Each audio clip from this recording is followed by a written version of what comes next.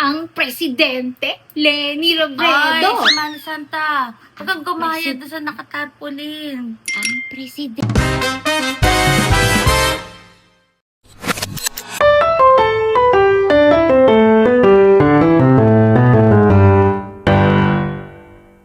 Ito nga mga kabatang helmet. Dahil Palm Sunday ngayon, Mm. syempre, good vibes ang ating ibabalita. Yes. Itong interview ni Miss Bernadette Sembrano, mahaba-haba din yan. Pero isa to, dun sa mga highlights talaga na napaano ako, video ko pa rin, napaisip ako. It's a question of politics. Was it awkward? Or yung nandito si Presidente? Or... Hindi naman awkward. Kasi sa akin naman, very much willing naman ako to work with him. And I think siya din. Talagang yung iniisip lang namin, yung kapakanan ng lugar eh. In fact, yung mga nire-request namin, wala ako kahit ano na feel na parang hinaharang. In fact, mas madaling mag-request ngayon. Yung maganda ngayon, parang bago lang, this year lang yata, ginawa nila ng sistema, ang pondo, mas sa LGU na. Ngayon, LGU na, tapos may ano siya, may formula. So, ang formula niya, yung need, yung population, yung area. So, alam namin kung bakit ganito yung nakalaan para sa amin. Before kasi, kung malakas ka ganito, marami ka makukuha. That's a good thing. Kaya tingin ko, yung mga LGU, malaki yung pasasalamat na ginawa ito. Kasi may pondong LGSF, parang Local Government Support Fund, na dati ang hirap niyang i-request para kailangan mo makiusap kung kani-kanino. Ngayon, yung pinatawag kami sa Malacanang parang 3 Mondays ago, na-explain sa amin yung formula. So kami, naiintindihan namin. It wasn't just because you're Leni Robredo. No. Pare-pareho eh. Yeah. During Pinoy's time, DSWD ginawa niyang national, hindi sa local dadaan. Dito naman baliktad. Hindi, ano naman, during Pinoy's time, gusto ko lang sabihin, eto, ginawa niya talaga ng formula na lahat meron. Dati naman, dati mas maayos kasi parang yung excesses ng Congress, wala during Pinoy's time eh. Pero, parang yung nakaraan kasing mga years, even during the first half of this admin, parang grabe yung lahat nasa Congress. So, kailangan mo talagang pumila sa congressman. Tapos, mas binigyan din yung ayuda. Naging need-based na. Yun na rin ang hanap ng panahon. Kaya siguro. Pero ang kabutihan ngayon, kasi fair. It is not who you know. Kung ano yung nararapat para sa'yo, yun yung ibibigay sa'yo. Kasi based on fact. Based on Sayang nga kung nasimula na to during the first year. Ang laking bagay. Pero this 2026 lang kasi sinimula. Which is good enough. Was it because of the flood control? Tingin ko. Kasi, di ba, nakaraan, parang ang laki ng discretionary funds.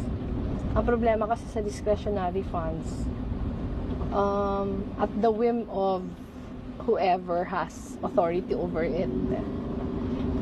Pero ito ngayon, transparent yung formula eh. So, sinabi nga dyan ni Mayor Leni Robredo, yung regarding nga sa administrasyon ngayon, na mas madali, mas mabilis, kasi may formula na. Kasi at mga batang helmet, di ba nga, nagpunta nga sa Malacanang ang mga mayors. Hindi lang naman si Mayor Leni ang na-invite doon. Di ba, nandun din si Mayor Vico, si Mayor Joy, si Mayor Zamora. Kasi mga mayors ng LGU, mga LGU. At in-explain nga doon yung formula regarding nga dito sa mga budget or sa budget na inallocate na directly from the LGU. Sabi nga ni Mayor Leni, ngayon may needs, population, and area. Yan yung formula.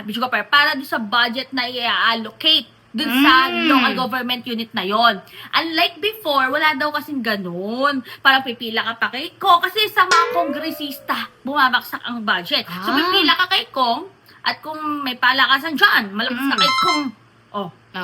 Pila ka eh. Mas malaki ang budget na ibibigay sa'yo. At Ngayon, mas mabilis. yes, ngayon may formula na. Pero, nung first and second term nga daw ni PBBM, parang wala pang ganyan.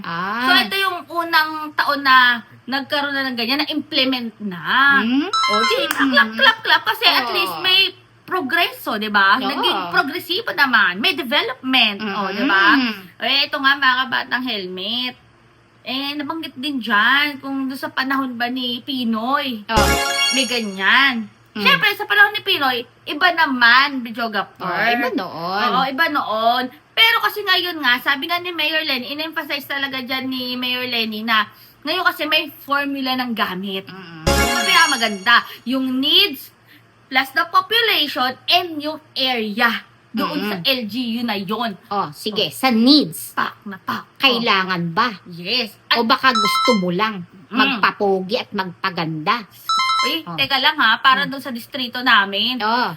Diyos ko, Papogi at paganda. nakailang termino na ang kongresistang yon. Ay, Hanggang baka ngayon, hindi pangit. pa rin nagagawa yung building. May budget nang na-allocate dyan. Tapos na nga yung unang term niya eh. Last term niya na to. Hindi pa rin tapos yung building. Baka pangit siya. Pangit? Oo. Talaga. Kasi di ba? According to need. Diyos Oo. Diyos ko, pero yun nga, sabi Need nga niya ng ni... magpapogi. Yun nga sabi ni Need Mayor... magpaganda. Yan nga yung sabi ni Mayor Lenny. At least ngayon, meron na talagang may tinatawag nga na yung sa mga naka-allocate na budget for the LGU na. Sige. Sa needs. Di, nasagot na yan. ano yung Population. Gaano karami? Gaano ba karami itong nasasakupan? Baka may isang tao lang yan. Diba? 10 babaya. kami. Mga ghost pala. Ghost? Yan. Ghost residents. 10 pamilya, magkakapamilya pala kayo. Ay, kapamilya ni diba? Kong. Tapos yung areas, kung ito ba yung mga area na kailangan talaga ng tulong ba? Immediate ba yung tulong dapat dito? Yung tulong. Itong area na to puro subdivision naman to. Na binili. Di ba? Ay, yung tulong pala kailangan ba? Di ba?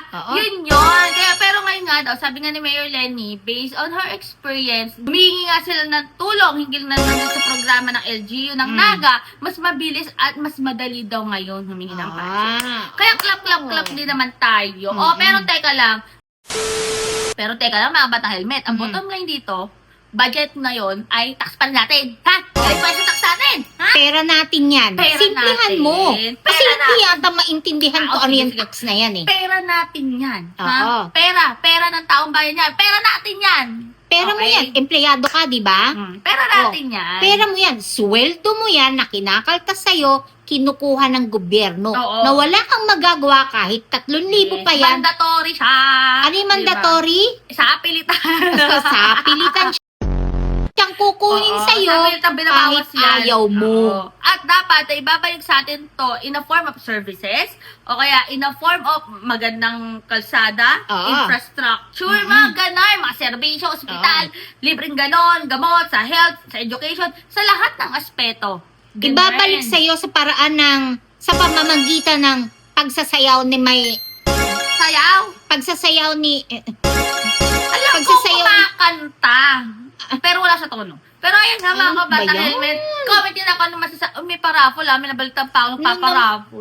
Pag yan, hindi na ibalik sa'yo ng tama. Paraffle. Pag yung mayor mo o yung kapitan ng barangay, mahilig kumanta, at mahilig magparaffle. mahilig sumayaw, Mahilig magdrama-drama. Pero ayan nga mga bata helmet, comment nyo lang kung masasabi nyo dyan. Basta ako po si BH. o si videographer. Ikaw. Ano? Ay, si Mana Santa pala yun. Si Mana basta. Santa. See you later!